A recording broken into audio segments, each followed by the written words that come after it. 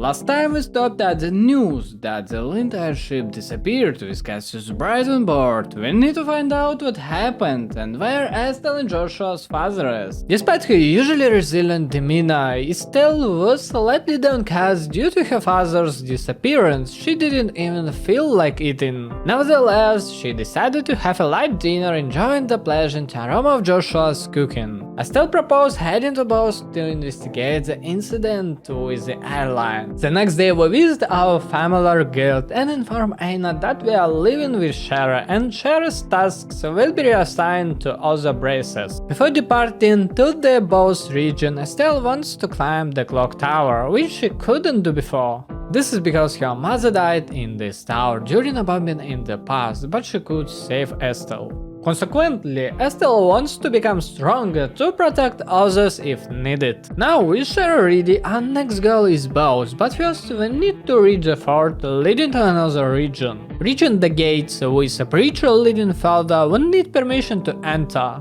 We explain our situation to the chief warrant officer and obtain permission to pass. Arriving in the city, it looks much better than our hometown with impressive dimensions. In the Bracer Guild we learn that there is a person in the army, General Morgan, who doesn't particularly like the Bracer Guild. Therefore, the investigation into the disappearance is conducted separately by the Bracer Guild and the army. However, we find out that the mayor of the Bose region has requested an investigation, allowing us to participate officially. We visit the mayor's house, but she is not there, she went outside. The mayor turns out to be a young woman named Mabel, who also owns the trade square in the city. Mabel invites us to a restaurant where she informs us that the Royal Army has banned flights, affecting businesses that rely on transportation. Mabel gives us a letter to General Morgan, enabling us to talk to him and uncover some investigation secrets. We have to remove our badges so that he doesn't realize we are from the Bracer Guild.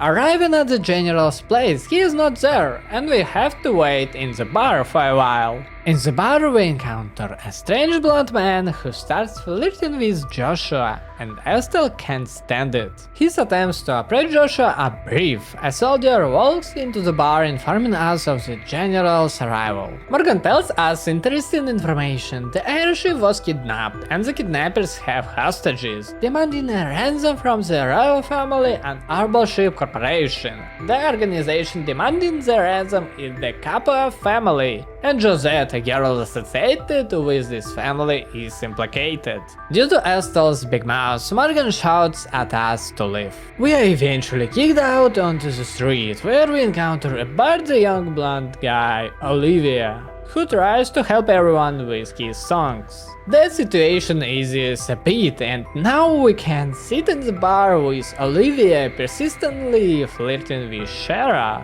Taking the blonde guy with us, we had to report to Mabel about what Morgan told us. Oliver decides to take a stroll around the city. In front of the mayor's house, our old friends, the reporters, are standing. They are politely asked to leave. Joshua and Estelle inform Mabel about the incident involving sky bandits who kidnapped passengers and are now demanding a ransom. Lugran at the guild receives the same information. Continuing our investigation, our first task is to find Niall, who arrived earlier. Maybe he can help. We find him drunk in a bar. He is in complete despair, unable to find any leads on the airship disappearance. He faces many restrictions in obtaining information from the army. Joshua proposed a deal. We exchanged found information. He revealed that in the village of Revenue there is a witness who may have seen something. However, the intelligence division has already investigated the witness's location without success. Nevertheless, we decide to talk to the witness ourselves. We reach the village and learn from the village elder who the witness to the kidnapping was. It turns out to be a boy from the village who saw a shadow during the incident. The boy tells us that he likes watching the stars at night and saw two shadows that night, an Airliner and the Sky Bandit airship. He also mentions they flew north towards Septium Mine, our new target. Upon reaching the case, we find them locked, suggesting that the intelligence division hasn't entered.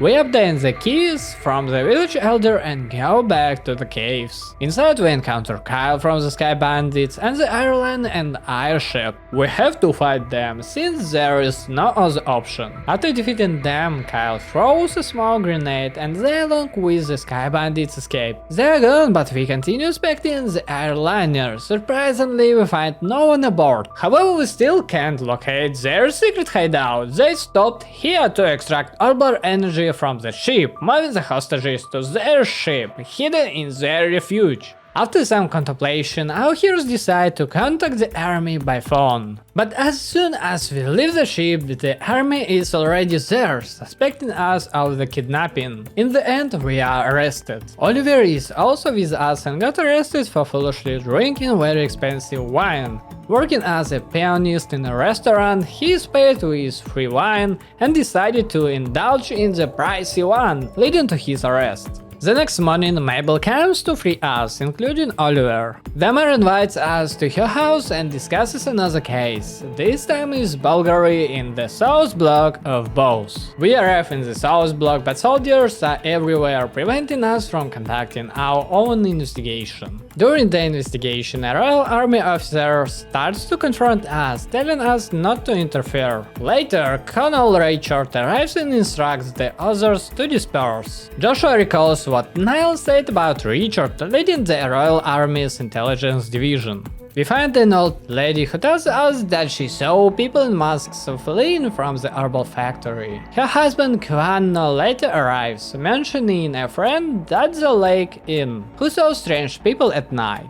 Arriving at the lake, it is time to relax a bit, as sometimes it is needed as share as a guest. Here we find the person we need, and he tells us about a suspicious couple he saw a few nights ago. So we decide to stay here for the night and wait for that strange couple. But there is still plenty of time until night, so Shara decides to have a drink with Oliver. Estelle decides to have a heart-to-heart with Joshua, apologizing for jumping on the sick boy in childhood and other childish behavior. By nightfall, Oliver drank too much to do anything and just left, but that was Shara's plan. She didn't want to involve an ordinary civilian in all these affairs. And here comes Kyle and Josette from the Kappa family. They stop at the dock waiting for something and just chatting. As it turns out, Don, their boss, orchestrated this kidnapping. They agree that Don has become quite strange and it worries them. Soon a boat arrives with people dressed in black. They explain that the queen is ready to pay for the hostages from her own pocket and the kidnappers' plan will work. Meanwhile, Shara has a thought that if they are here, there must be a ship somewhere nearby that brought them here. We find the ship and board it. This airship leads us to the Sky Bandits base we were looking for. They are quite cunning. The place they hit in the mist-covered mountains, clever move on their part.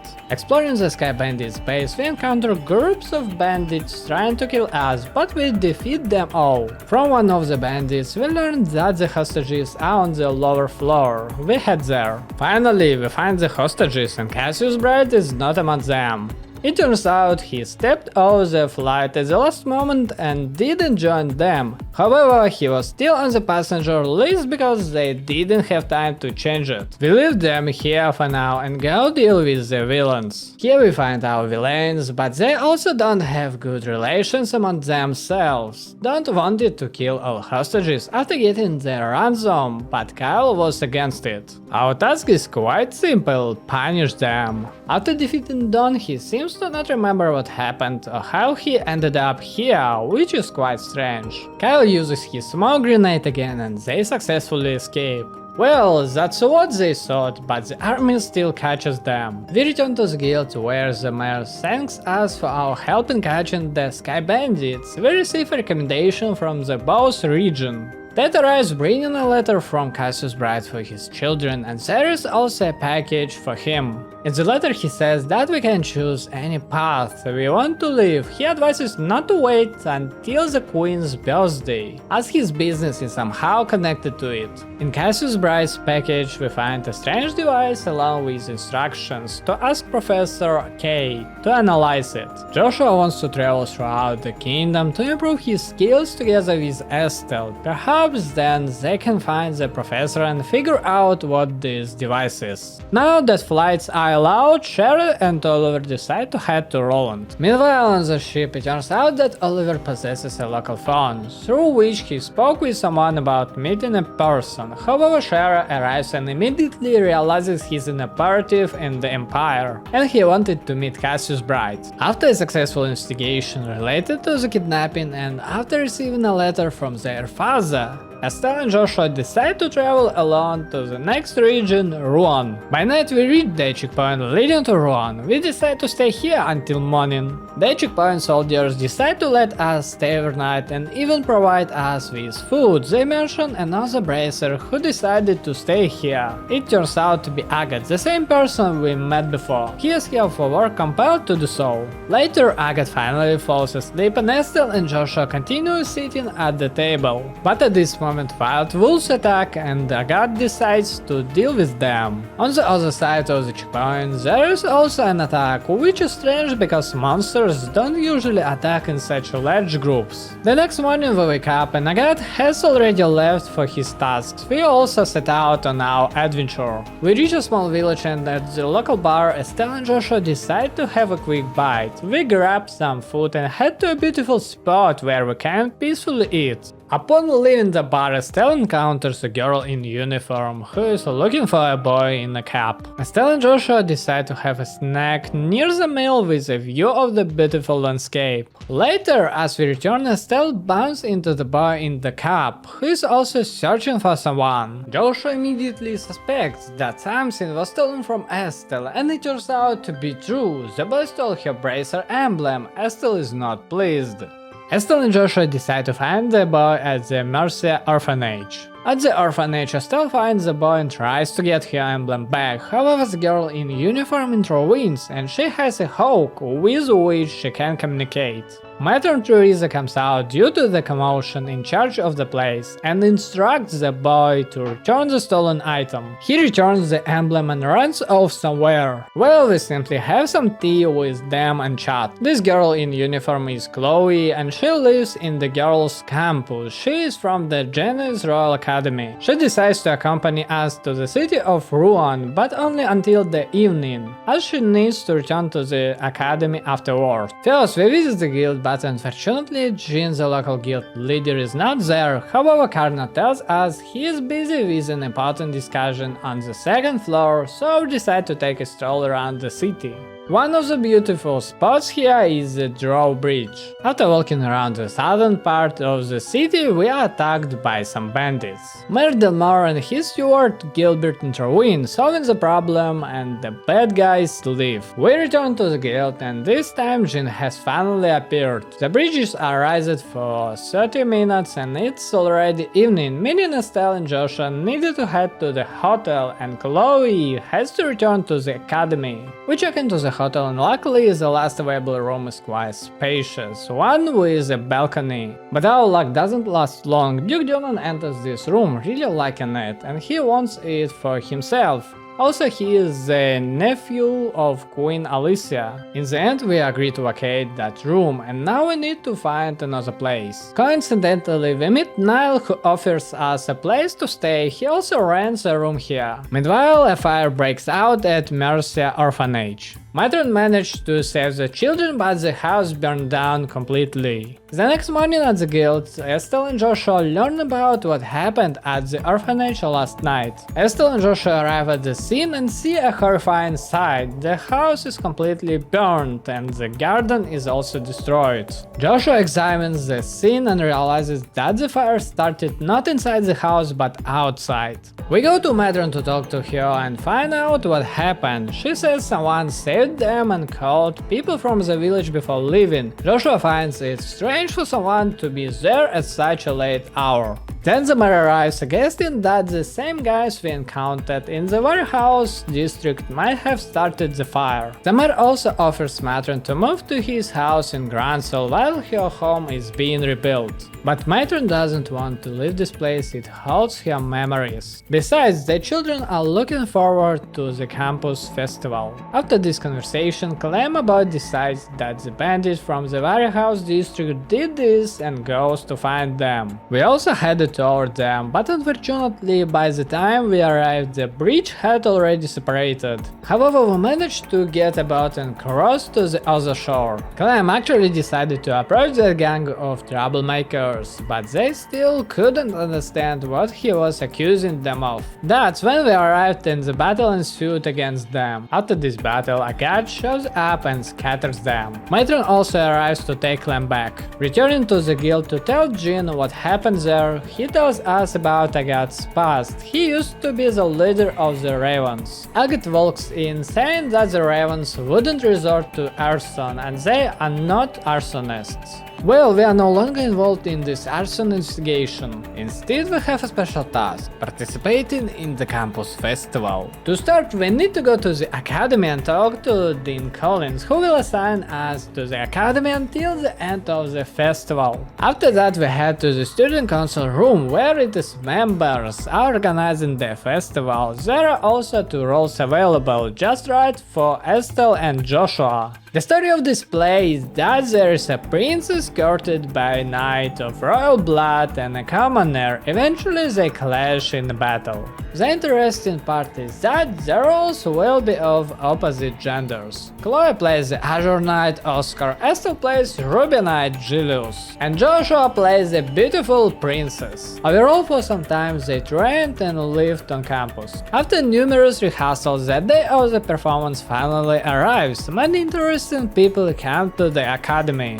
Matron and the children also arrive to watch, but something interesting happens. Joshua, who stayed with the kids, went somewhere and we need to find him. He was in an old abandoned building and he explained that he chased a person with silver hair but couldn't catch him. Now on stage, the beautiful princess Cecilia turns out to be Joshua, and 2 knights fighting as they're trained. In the end, the princess kisses the knight in blue. After the performance, we decided to give Matron money for the orphanage's restoration. The festival raised the funds for this cause. On the way back to the guild, a person named Zach runs up to us reporting that Matron was attacked, and her money was taken. Fortunately, Matron is okay and the children too. Agatha also arrived and reported that even Karna, the one who defended Matron, was defeated, meaning the attackers are quite strong. As it turns out, Chloe's Hawk witnessed the attack and is ready to help us, and it led us to the lighthouse. In this lighthouse we find those same ravens. At the top of the lighthouse we found Stuart Gilbert and people in black talking about arson. He revealed that the mayor orchestrated it to sell expensive property there,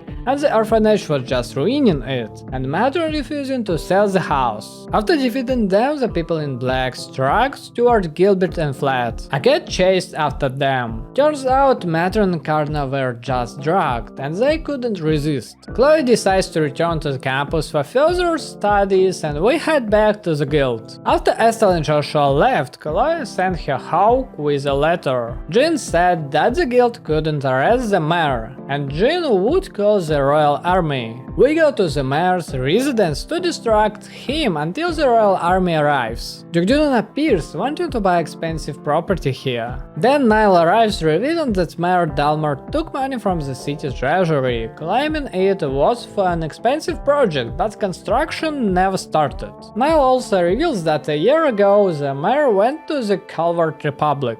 There he accrued debts of 100 million mira. Tired of the discussion, the mayor unleashes 2 monsters that were supposed to protect him, but he miscalculated and we managed to defeat them. He had an artifact that can stop time, and he attempted to kill us, but we also had an artifact and it turns out it nullified the effects of the other artifact. The mayor escapes and we chase after him. He decides to escape on a boat, but we follow. He speeds away on his motorboat, but then the Royal Guard ship arrives. In the end, the mayor is captured and even Colonel Richard shows up. But after his arrest, he remembers nothing, just like the previous dawn. We return to the guild and it is revealed that Agathe couldn't reach those guys in black and got ambushed, but he managed to defeat them. Well, we get another commendation, this time from Ruan. Meanwhile, they show us how Agathe is running after the people in black, but then their commander in mask intervenes. After defeating the commander, it turns out she had a body split craft and her body disappeared.